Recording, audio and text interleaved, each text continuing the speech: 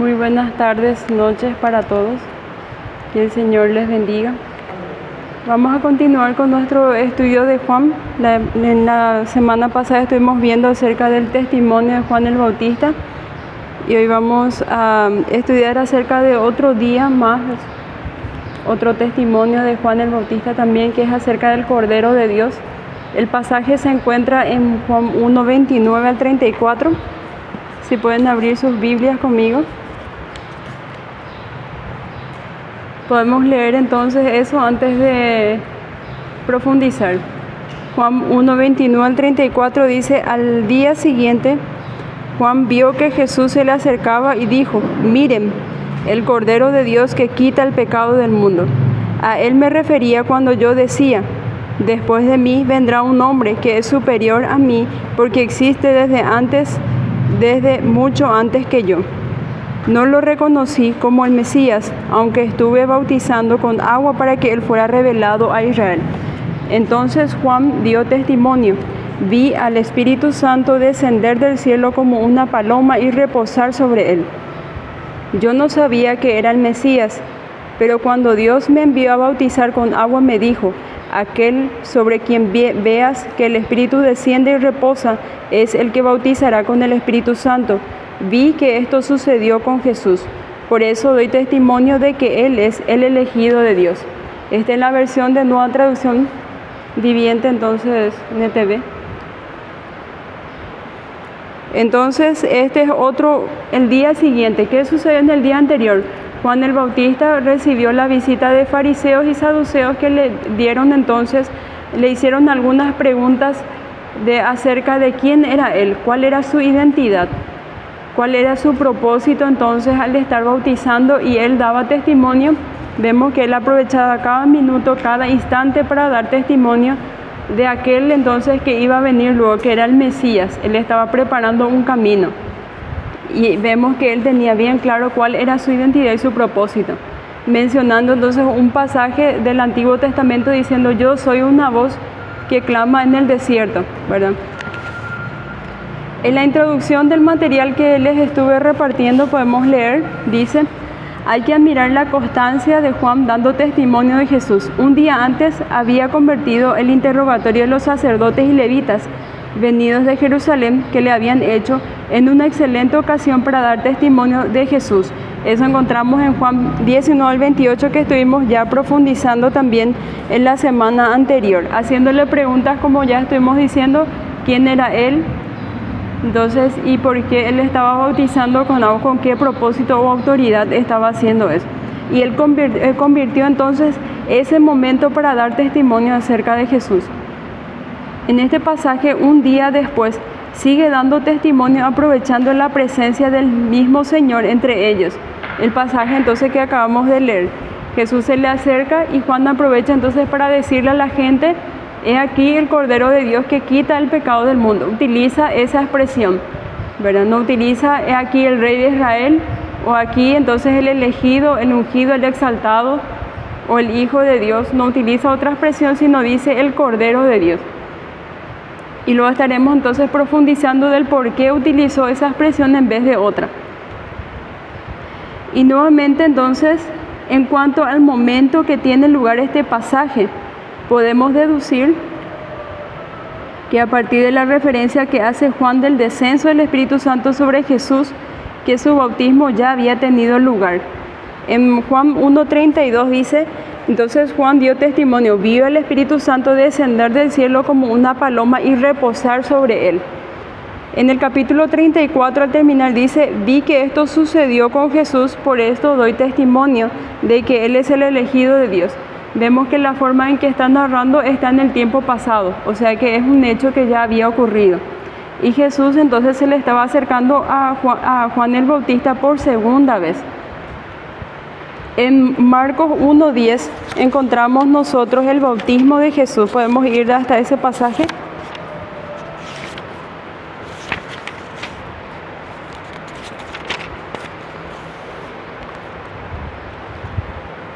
Marcos 1:10 dice: cuando Jesús salió del agua, vio que el cielo se abría y el Espíritu Santo descendía sobre él como una paloma. Y una voz dijo desde el cielo: Tú eres mi Hijo muy amado y me das gran gozo.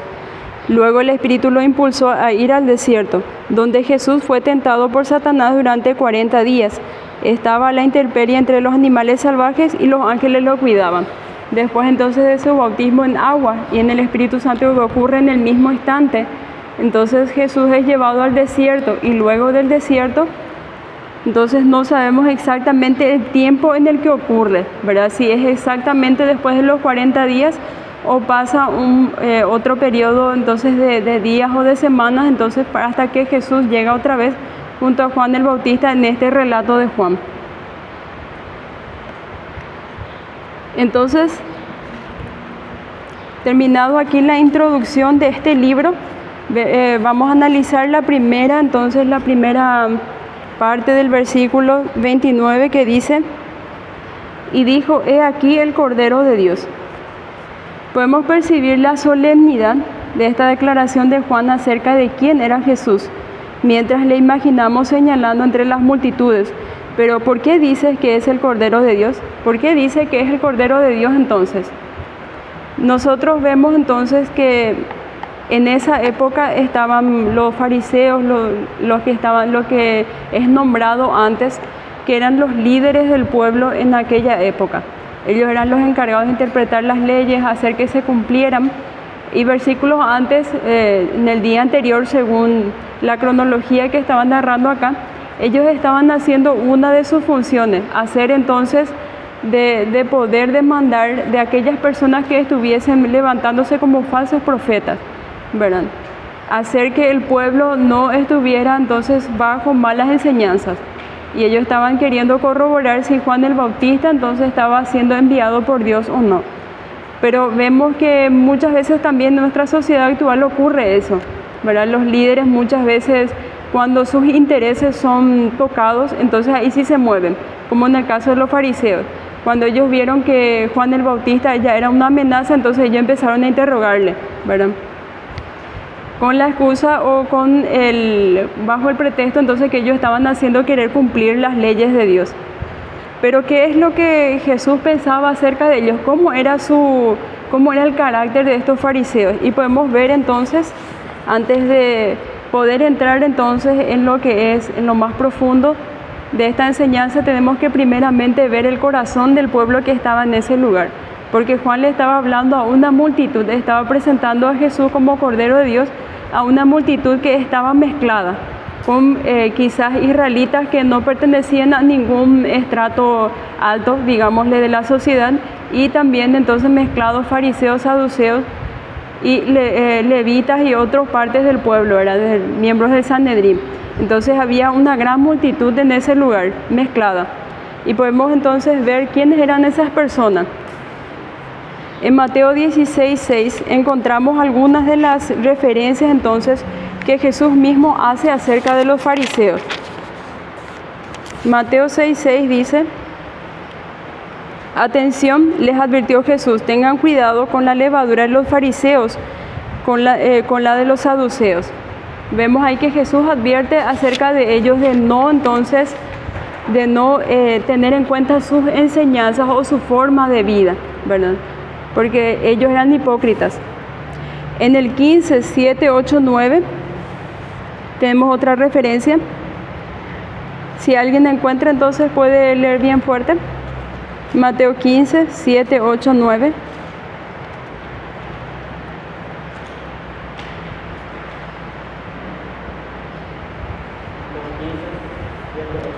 Sí.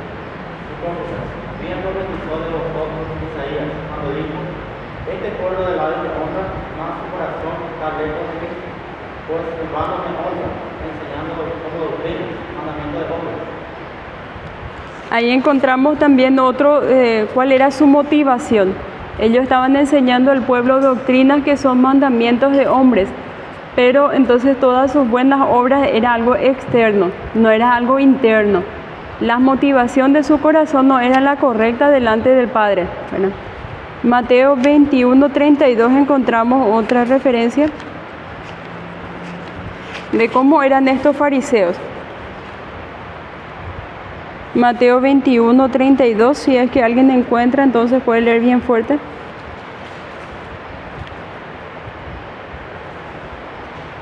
Mateo 21, 32. Sí, Dice, porque vino a vosotros Juan en camino de justicia, y no le creísteis, pero los publicanos y las rabaneras le creyeron.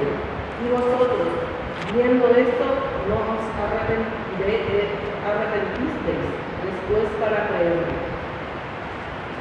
amén. Entonces ellos, a pesar de que escucharon las buenas nuevas, a pesar de que escucharon a Juan el Bautista, vieron entonces con sus propios ojos, siguieron, digámosle, de cerca el ministerio de Jesús. Ellos no creían, ¿verdad? Veían más a Jesús como una amenaza, entonces como alguien de parte de Dios, por más de que tenía mucha evidencia, tenía el corazón endurecido, ¿verdad? Abrazaban más su religión, abrazaban más entonces sus obras que entonces las obras de Dios. Hay muchas personas así, ¿verdad? En el mundo. Muchas veces presentamos el Evangelio a otras personas y esas personas dicen, yo sé que estoy haciendo mal, yo sé que mi vida tiene que cambiar o tiene que ir por otro rumbo, pero a mí me gusta hacer lo que estoy haciendo, yo disfruto lo que estoy haciendo, no quiero cambiar mi vida.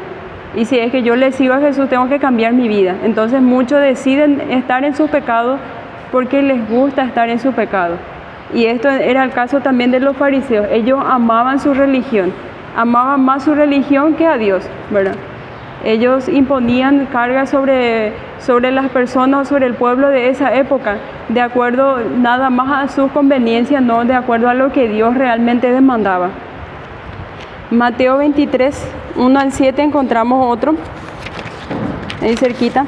Mateo 23, 1 al 7, entonces ya es la crítica entonces que Jesús le hace a los líderes religiosos. Si es que alguien encuentra, entonces puede leer bien fuerte. 23, 1 al 7.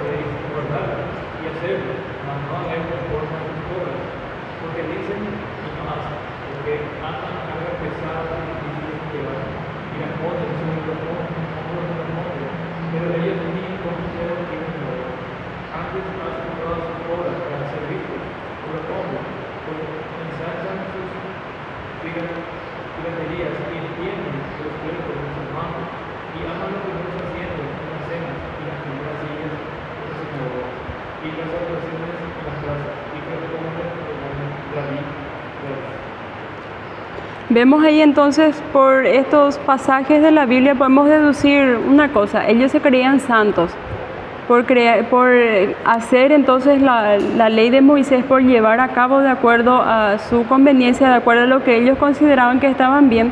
Ellos se consideraban santos. Por eso en los 4 evangelios nosotros solemos encontrar, cuando Jesús se le confronta a ellos, dice, tenemos a Abraham por padre, diciendo entonces que ellos iban a ser salvos.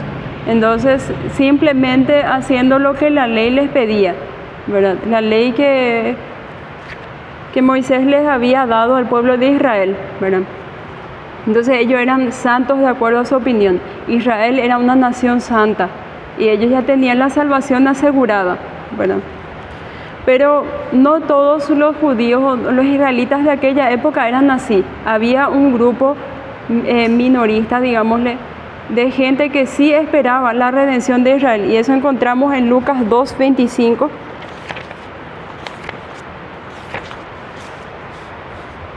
Lucas 2:25 dice, en este tiempo había en Jerusalén un hombre llamado Simeón, era justo y devoto, y esperaba con anhelo que llegara el Mesías y rescatara a Israel.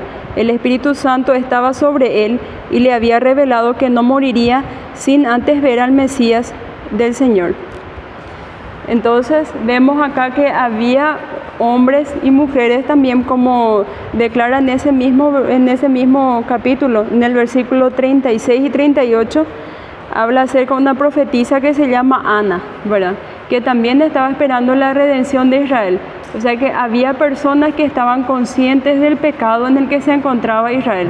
estaban conscientes de que ellos estaban alejados de Dios y que necesitaban ellos ser redimidos, ¿verdad? Pero es un grupo, digámosle que es un grupo menor entonces a la cantidad de personas que se consideraban santos. Entonces, volviendo a Juan, dice: he aquí el Cordero de Dios. Algunos entonces han pensado que es una referencia a su carácter manso y humilde, como un cordero, como declara en Mateo 11:29. Y por supuesto que lo era, ¿verdad? Pero no solamente se queda en el carácter de Jesús, dice. Pero tal vez sea más acertado recordar que el cordero era un animal empleado especialmente para el sacrificio. Ahora bien, hay numerosas referencias a distintos sacrificios en los que un cordero debía ser sacrificado. Pensemos en algunas de ellas. El cordero de la Pascua de Éxodo 12, 1 al 28. Entonces, el cordero era generalmente utilizado cuando iba a haber una remisión del pecado. Cuando el sacerdote iba a presentar por sus pecados, por el pecado del pueblo, y había entonces rituales o formas de llevar a cabo eso, ¿verdad? En Éxodo 12, 1 al 28 relata en las Escrituras cuando el pueblo de Israel entonces por las plagas de Egipto, la última plaga que iba a caer sobre Egipto, que era la muerte entonces de los primogénitos, ellos debían entonces de cubrir el dindel de su puerta entonces con la sangre de un cordero, para que la muerte pudiese pasar por encima de ellos y no llegar a sus hogares, ¿verdad? Eso es lo que declara allí. Entonces hay varias razones por las que parece apropiado identificar al Señor Jesús con el Cordero de la Pascua. Primeramente porque Él fue sacrificado en las fiestas de la Pascua. Lucas 22, 7. Encontramos entonces los 4 evangelios. Podemos corroborar de que Jesús murió en la Pascua, pero esto sucedió después, ¿verdad? Mucho después de este relato de Juan. Ellos no sabían entonces que Jesús iba a ser sacrificado como el sacrificio entonces por los pecados del pueblo. También el evangelista Juan explica que la forma en la que Cristo murió era un cumplimiento del sacrificio pascual. Juan entonces 19, 33 y 36 podemos buscar para leer entonces.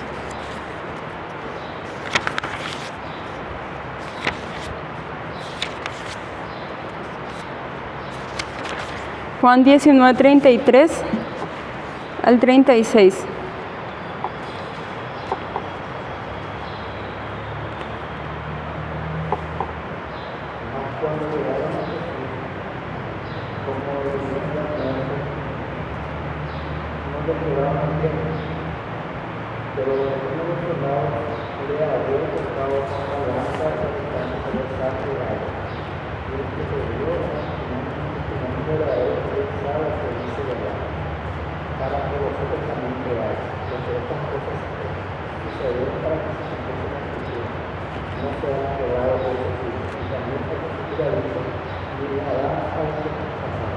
Ahí entonces declara que Cristo era el sacrificio pascual.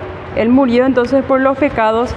Él entonces vino allí, confirma entonces de que Cristo vino para cumplir las Escrituras.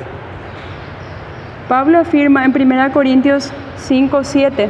Podemos buscar también qué nos dice en 1 Corintios.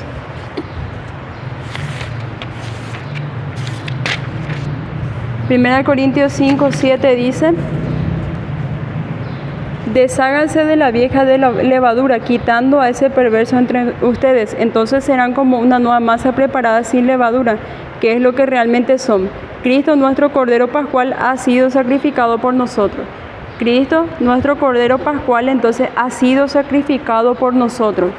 ¿Qué simboliza este? Entonces, que tenemos justicia a través de Cristo. Somos nueva criatura entonces a través de la obra de Cristo en la cruz. Él era entonces el que murió por nuestros pecados. Nuestros pecados fueron cubiertos entonces a través de su justicia. Y de hecho entonces la Pascua debía ser recordada por los israelitas porque por medio del sacrificio del Cordero ellos fueron liberados de la ira divina y se constituyeron como una nación. Esto sucedió entonces en Éxodo cuando ellos estaban saliendo de Egipto, ¿verdad? Entonces ellos a través de un cordero fueron entonces librados de la ira divina y se constituyeron como una nación. Esto mismo se podría decir de la Iglesia, que es librada del juicio de Dios y es constituida como tal a partir de la muerte de Cristo. Pero a ningún lector atento a la Escritura se le escapará el tremendo paralelismo en el Cordero descrito por Isaías 53, 6 y 7. Si es que entonces podemos buscar en nuestras Biblias Isaías 53, 6 y 7. Si es que alguien encuentra, entonces pueden leer bien fuerte.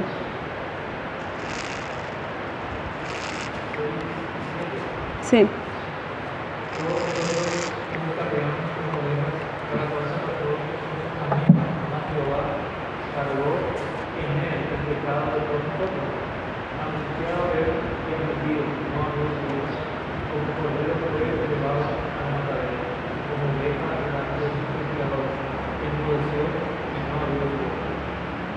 Gracias. Vemos ahí entonces la forma en la que iba a venir el Mesías primeramente. Iba a venir como un cordero para ser sacrificado. Las personas, entonces los judíos de aquella época que nosotros vimos, entonces, ¿quiénes eran? Los que eran más devotos a la Escritura, los que meditaban, leían las Escrituras y conocían entonces los escritos. Ellos estaban, entonces enseguida ellos captaron la idea del Cordero de Dios. Entonces, haciendo referencia a Isaías de que tenía que venir alguien para redimir el pecado de Israel. Alguien tenía que ser sacrificado, ¿verdad? En realidad podríamos decir que todos los sacrificios del sistema levítico eran símbolos o sombras del sacrificio definitivo de Cristo en la cruz. Entonces era una referencia, es una sombra entonces lo que iba a ocurrir en la cruz. La expresión quita el pecado del mundo. Vemos ahí, dice, no obstante, aunque podemos encontrar muchas similitudes con los sacrificios del Antiguo Testamento, también es muy importante ver las diferencias. Mientras que en el Antiguo Pacto los animales sacrificados eran muchos, Juan presenta una sola víctima, el Cordero. En el Antiguo Testamento, entonces, en el Antiguo Pacto, había muchos animales que eran sido sacrificados. Y vemos eso en los libros, entonces, en el Pentateuco, que nos describe exactamente cómo tenía que ser degollado, cómo tenía que ser preparado, el tiempo en el que tenía que ser preparado. Y eran muchas, no solamente uno. Y acá entonces en Juan nos presenta una sola víctima, uno que iba entonces a consumar definitivamente. Pensemos además que en el sistema levítico cada israelita se tenía que proveer de su propio cordero para el sacrificio por el pecado, pero ahora es Dios mismo quien provee la víctima, el Cordero de Dios. Dicho sea de paso, nos recuerda cuando en Génesis podemos buscar entonces 22, 7 al 8, Isaac inquiere a Abraham. Podemos ir entonces a nuestras Biblias hasta Génesis 22, 7, 8. Entonces Abraham hace una declaración muy interesante en ese pasaje que luego se cumple entonces en Juan. Génesis 22, 7 y 8.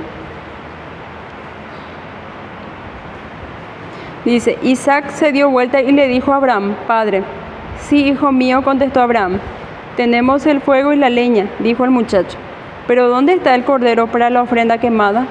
Dios proveerá un cordero para la ofrenda quemada, hijo mío, contestó Abraham. Entonces eso fue lo que sucedió. Dios proveyó entonces el cordero que iba a ser sacrificado. Pero en el Antiguo Pacto entonces cada persona tenía que proveerse de sus ganados, de sus animales lo mejor, ¿verdad? No tenía que ser algo que le sobraba o que tenía defectos, ¿verdad? Tenía que tener ciertas características para que fuese aceptado por Dios. Otra diferencia importante era que la sangre de los animales sacrificados solo podían expiar o cubrir los pecados, mientras que Cristo quita el pecado del mundo. Otra diferencia, entonces, ellos estaban familiarizados con la idea entonces del Cordero de Dios, pero entonces con que esos corderos que ellos sacrificaban solamente cubría el pecado. En Hebreos 10:4 entonces vemos una explicación a esto. porque la sangre de los toros y de los machos cabrios no puede quitar los pecados. Amén. Entonces vemos ahí de que esos sacrificios no quitaban el pecado, solamente cubrían. Y este es entonces una de las cosas que nosotros uno de los temas que hemos estudiado a profundidad también con el libro de Teología Sistemática de Sproul, ¿verdad? Sobre la expiación. Y aquí entonces Juan le estaba presentando al Mesías como aquel que iba a quitar el pecado. Los sacrificios levíticos servían para una sola persona por un pecado en concreto, en tanto que el sacrificio de Cristo tiene un alcance universal, el pecado del mundo. El objeto de esta salvación son hombres de toda tribu, pueblo y nación. Esto fue lo que profetizó el sumo sacerdote acerca de Jesús. Podemos ir en Juan 11, 51 y 52.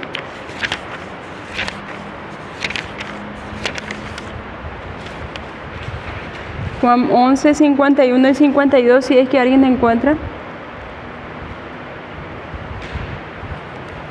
Esto no lo dijo por sí mismo, sino como era el sumo sacerdote aquel año, profetizó que Jesús había de morir por la nación, y no solamente por la nación, sino también para congregar el uno a los hijos de Dios que estaban dispersos. Amén. Entonces vemos ahí de que a pesar de que las intenciones no eran buenas de estos fariseos, entonces Dios utilizó su vida para que las escrituras entonces puedan ser cumplidas, ¿verdad? El plan divino pueda ser cumplido. Jesús iba a morir entonces por el pecado del mundo, y el objeto entonces de esta salvación iba a ser tribu, toda tribu, pueblo y nación. Dice también para el pago entonces que hizo en la cruz fue más que suficiente para cubrir las deudas de todos, a diferencia entonces del antiguo pacto que era por un solo pecado de una sola persona. Entonces este cordero iba a quitar el pecado de todos, porque entonces era más que suficiente para cubrir todas esas deudas. Su expiación fue suficiente para toda la humanidad, aunque solo es efectiva para los que creen. Ahí está la diferencia. Para aquel que cree iba a ser efectiva entonces esa salvación. Evidentemente los judíos no esperaban un Mesías de este tipo. Y de hecho a los mismos discípulos les costó mucho entender que Jesús era el Cordero de Dios que quita el pecado del mundo. Ellos no pensaban en un Mesías que viniera a sufrir. Y dentro de sus prioridades no estaba la salvación del pecado, sino los de sus enemigos romanos. Entonces, vemos que a los discípulos mismos les costó mucho entender. Ellos hasta el final le preguntaban, ¿verdad? ¿Y tu reino va a ser en este tiempo? Le preguntaban constantemente si cuándo sucedería, cuándo se llevaría a cabo su reino. Ellos estaban esperando entonces que Jesús tomara entonces un reino terrenal, ¿verdad? Que tomara posesión de ese cargo aquí en la tierra, ¿verdad? Y acá cuando hace referencia a los judíos, en todo el Evangelio de Juan, se refiere a esas personas que formaban o que tenían ese carácter de los fariseos que estuvimos nosotros viendo al principio. Esas personas que se creían santos, esas personas que amaban más su religión que a Dios, ¿verdad? Que eran tan devotos en el cumplimiento que abrazaban más esa religión, impidiéndoles llegar a la verdadera fuente entonces de salvación. A esos judíos se referían, y ellos no estaban esperando un Mesías de ese tipo. Ellos estaban esperando entonces un rey, porque al ser referencia entonces con David, que iba a venir del linaje entonces de David, ellos esperaban que alguien que sea algo como David, ¿verdad? Que sea alguien entonces que le librara de sus enemigos. Dice, los judíos no aceptaron el hecho de que el Mesías vendría primero como cordero a sufrir, porque en su opinión eran santos, como estuvimos diciendo. Al reconocer que necesitaban un Salvador, si ellos entonces llegaran a considerar entonces que necesitaban ellos un Salvador que quite sus pecados, tendrían que rebajarse o irse igual a los gentiles, porque Juan estaba entonces bautizando un bautismo de arrepentimiento. La forma de bautizar por el agua entonces era común hacer en esa época para los gentiles que querían incorporarse al judaísmo. Entonces ellos sí aceptaban eso, ellos tendrían que rebajarse al nivel de los gentiles, esas personas que estaban fuera de la presencia de Dios, esas personas que eran pecadores, que eran inmundos, y ellos eran demasiado santos en su opinión como para reconocer que ellos necesitaban entonces ese Salvador. Siendo ellos una nación escogida por Dios, aseguraron la salvación, y esto se ve detrás de las frases, somos hijos de Abraham. Siempre repetían lo mismo, somos Abraham, tenemos como padre, o somos hijos de Abraham, escudándose entonces detrás de sus obras para ganar la salvación. Por eso es que finalmente fue rechazado por su pueblo. ¿Por qué es necesario que haya un sacrificio para quitar el pecado? Encontramos entonces respuesta en varias citas. Y acá nombra algunos, Romanos 6:23, podemos buscar.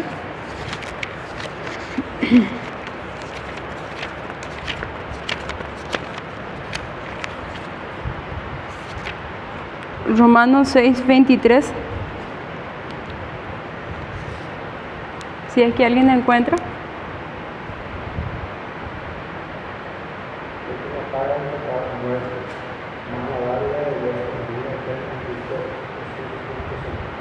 Vemos ahí entonces que la paga del pecado es la muerte. Todos estaban en pecado, ¿verdad? Nadie buscaba a Dios de la forma en que debía de ser buscado, ¿verdad? Todos estaban haciendo hasta ese entonces las cosas de acuerdo a su conveniencia, de acuerdo a lo que ellos consideraban correcto.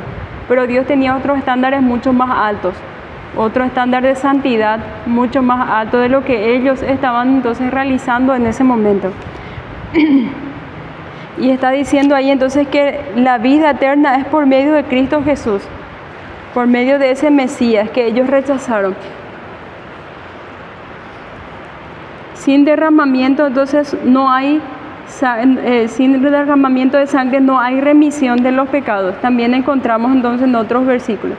La esencia de los sacrificios del Antiguo Testamento era el principio de la sustitución, es decir, colocar una cosa en lugar de la otra. Cristo vino a hacer por el hombre algo que éste no podía hacer por sí mismo, algo que es esencial para la felicidad del hombre, quitar el pecado. La religión insiste en que la persona debe cargar con su propio pecado y expiarlo con buenas obras.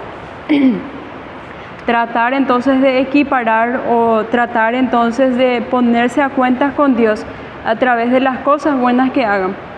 Pero vemos nosotros muchos pasajes en la Escritura que dice que esto no puede ser posible. ¿Por qué? Porque el corazón mismo del hombre está entonces contaminado. La naturaleza mismo del hombre y todo lo que hace, todas sus buenas intenciones, entonces, es considerado como trapo de inmundicia. ¿Por qué? Porque todo entonces lo que hace o realiza son movidos por cosas entonces que no son correctas, ya sea egoísmo, ya sea buscando su propio bien, para buscar entonces los aplausos de la gente, como decían los versículos sobre los fariseos.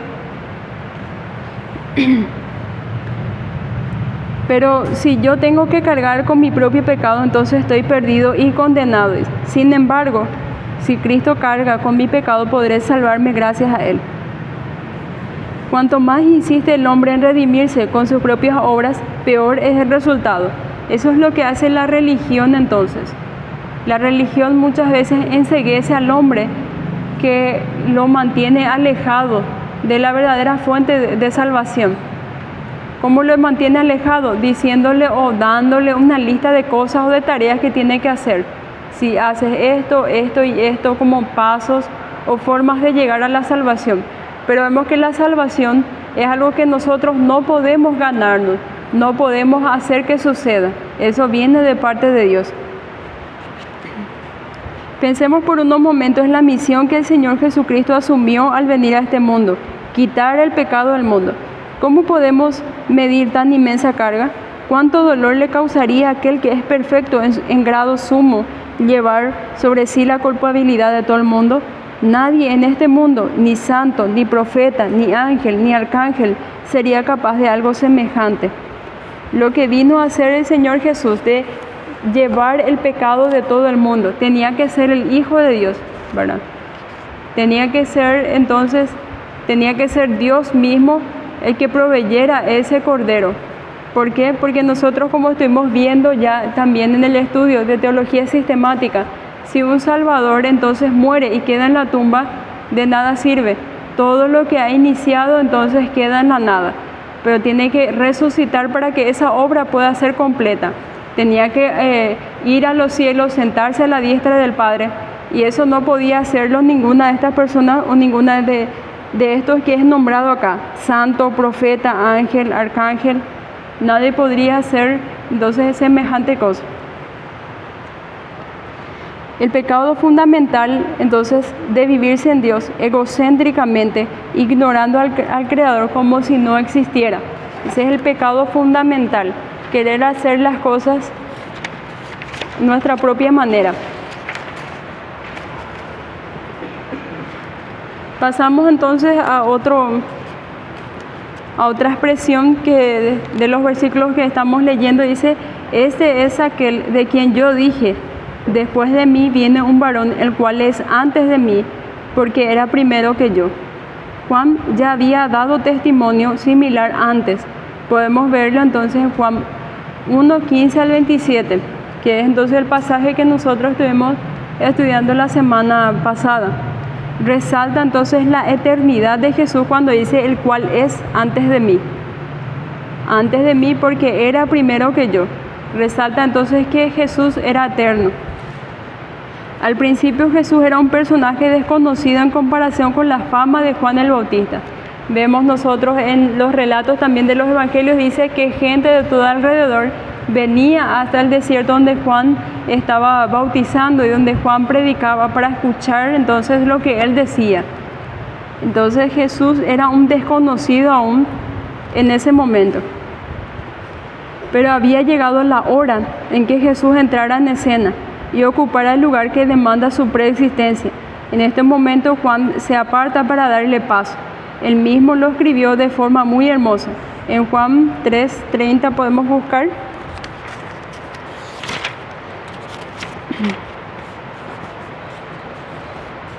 Juan 3:30 dice: Él debe tener cada vez más importancia y yo menos.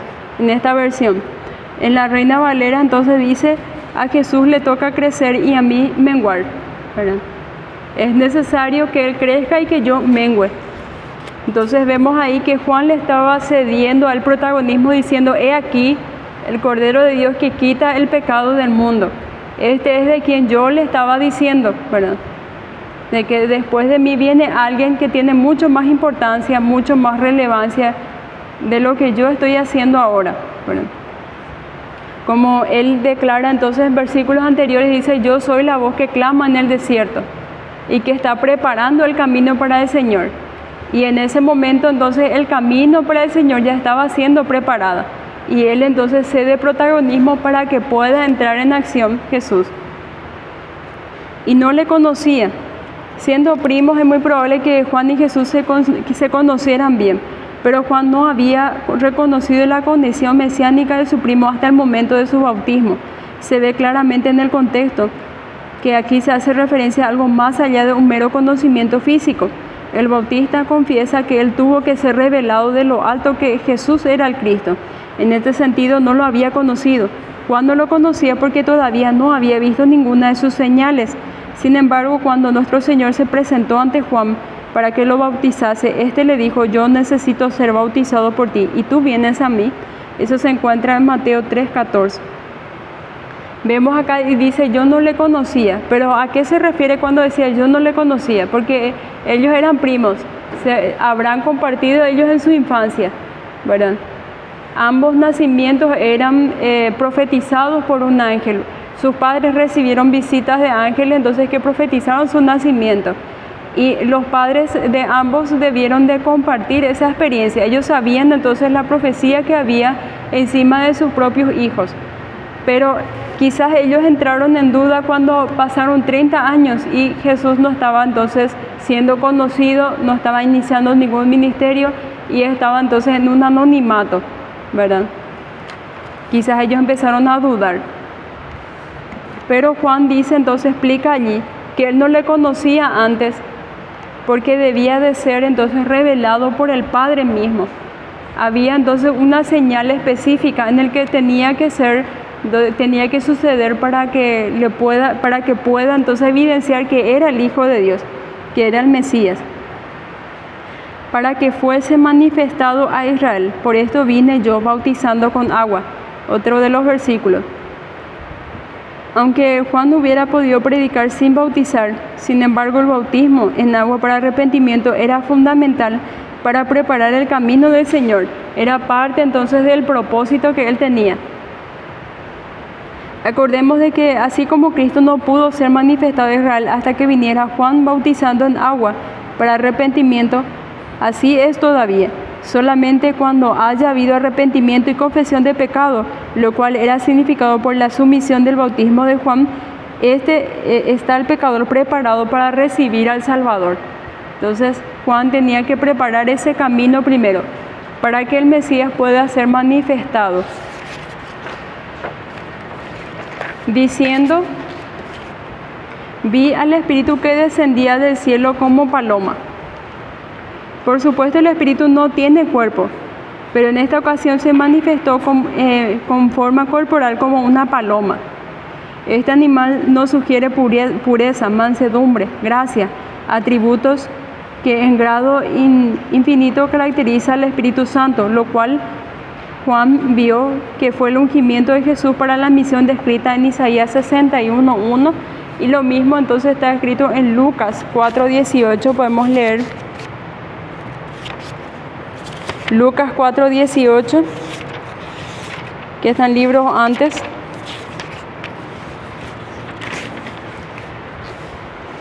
El Espíritu del Señor está sobre mí, por cuanto me ha ungido para llevar la buena noticia a los pobres. Me ha enviado a proclamar que los cautivos serán liberados, que los ciegos verán, que los oprimidos serán puestos en libertad, y que ha llegado el tiempo del favor del Señor. Para que esta misión pueda ser cumplida, entonces, el Espíritu Santo desciende sobre Jesús y permanece sobre él.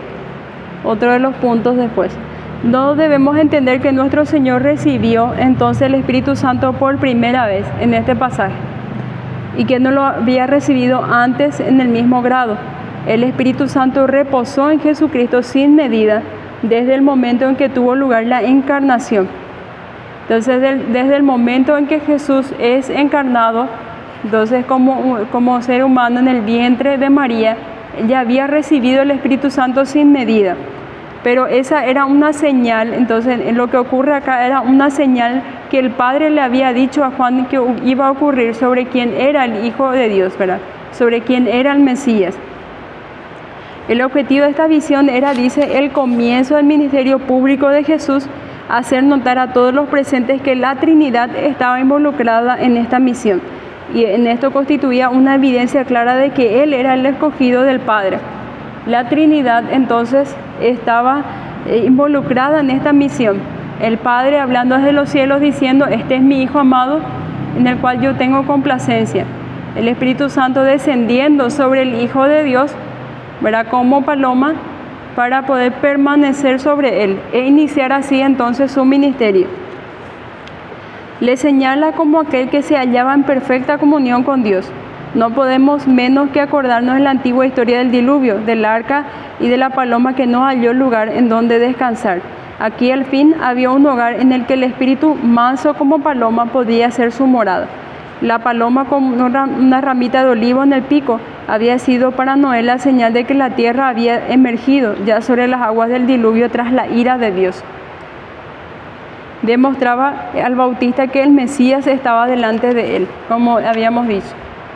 El Padre le había dicho entonces a Juan de que sobre la persona que él viera descender el Espíritu Santo, este era entonces el Cordero que había sido enviado por Dios. Y esta señal entonces se cumplió en ese momento de su bautismo. Este es el que bautiza en el Espíritu Santo. Este bautismo es una obra sobrenatural de Dios. No podemos ser administrados por hombre alguno, no consiste en ritos exteriores. El bautismo en agua era externo, mientras que el del Espíritu es interno. Juan había dicho que él bautizaba con agua, haciendo resaltar que después de todo existía una enorme diferencia en lo que él estaba haciendo. Entonces lo que él estaba haciendo es de orden antiguo, de las leyes, de los profetas, los ritos de las ceremonias judías antiguas, ¿verdad? Y lo que el Mesías estaba haciendo era el cumplimiento perfecto y completo de todo el simbolismo del Antiguo Testamento. Si antes había afirmado que Jesús es el que quita el pecado, ahora anuncia otra verdad complementaria, bautiza con el Espíritu Santo. Otra verdad entonces, haciendo la primera referencia de que el Mesías iba a bautizar con el Espíritu Santo, que era entonces algo necesario para la regeneración del hombre. Se nos da una visión completa de su obra a favor del hombre, perdón y regeneración. Perdón entonces para aquel a quien se bautizaba por agua con Juan, reconociendo su pecado, su necesidad de un cordero, su necesidad entonces de ser limpiado de sus pecados. Ellos recibían perdón de parte de Dios, y aquel entonces que iba a ser bautizado por el Espíritu Santo para la regeneración del hombre, para que pudiese nacer de nuevo, ser limpiado entonces su pecado y ser convertido en una nueva persona.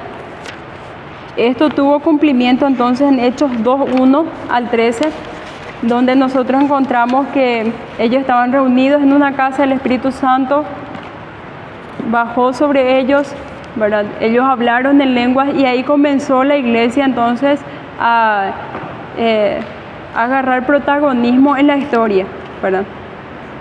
El bautismo de Juan es un bautismo de agua solamente que no puede purificar al pueblo de Dios. Solo podía hacer conocer la necesidad universal de la santificación. El bautismo de Juan únicamente puede conducir a los hombres a Cristo. Entonces ellos estaban reconociendo que ellos eran inmundos, ellos eran pecadores, ¿verdad? Lo cual era una verdad que chocaba con la religión de aquella época, que ellos se creían hijos de Abraham, ¿verdad?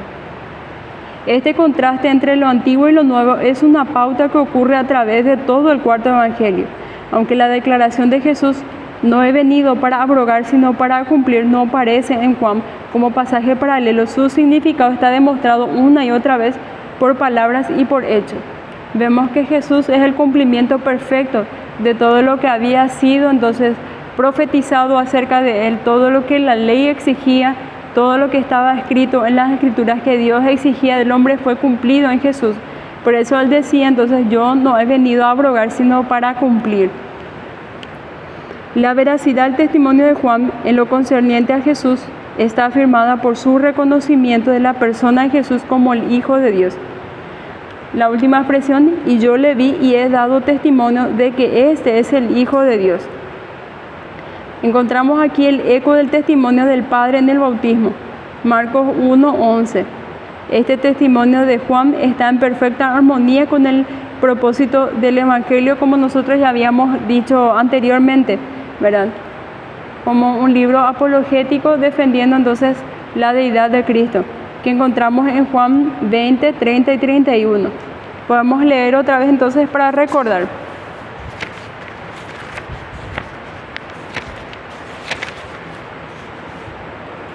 Juan 20, 30, 31. Hizo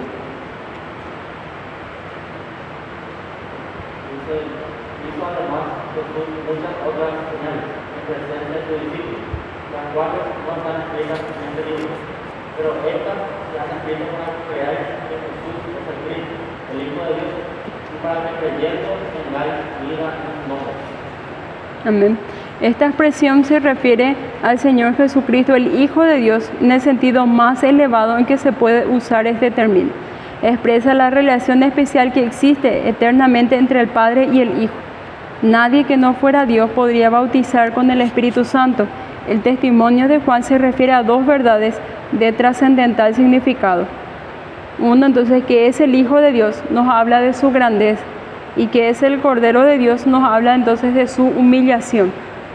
Y ahí entonces, para concluir, podemos decir que en el segundo día en el que Juan se encuentra ahí con Jesús en la multitud, lo que estaba haciendo era entonces cederle el paso y el protagonismo a Jesús. Este es el Cordero de Dios, ¿verdad? Este es de quien está escrito en las leyes, que vendría a redimir al pueblo de su pecado. Estaba presentando entonces a Jesús para que la gente pudiese entonces desviar su atención de él y entonces ponerla en Jesús mismo, que era entonces la persona más importante en ese momento, Él era solamente un mensajero, una voz que estaba preparando el camino para esa persona que está ahí adelante.